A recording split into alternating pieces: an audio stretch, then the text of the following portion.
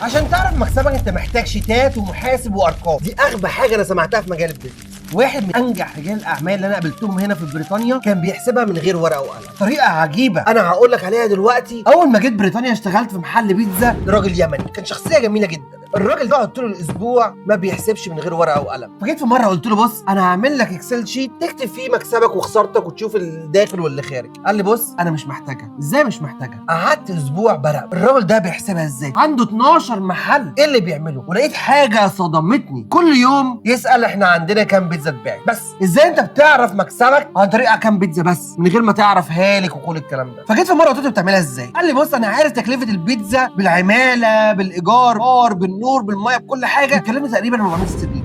40 بيتزا انا ببيعها، اي حاجه فوق ال 40 بيتزا انا كده ايه كسبان. فهو كل حساباته ماشيه على كام بيتزا. يعني هو لو عايز يحسب ازاي بيدفع للراجل اللي عنده يقول لك انا بديه تقريبا حق 2 بيتزا في اليوم. انا طبقت نفس النظام بتاعه في الشركه بتاعتي، بدل ما احسب اللي داخل واللي خارج وكل الكلام ده، لا انا بحسب انا بعت كام كورس وبعد كده اعرف تقريبا مكسب تقريبا مش تبقى 100%. فلو انت عندك براند حاول تطبق نفس النظام. فاسهل طريقه ان انت تعرف انت بعت كام تيشيرت، بعت كام بنطلون، بعت كام خدمه، وده هيسهل لك الدنيا جامد جدا بدل ما تقضي ساعات في اخر اليوم قاعد تعملها بنفسك. وقول لي رايك في الكومنتات.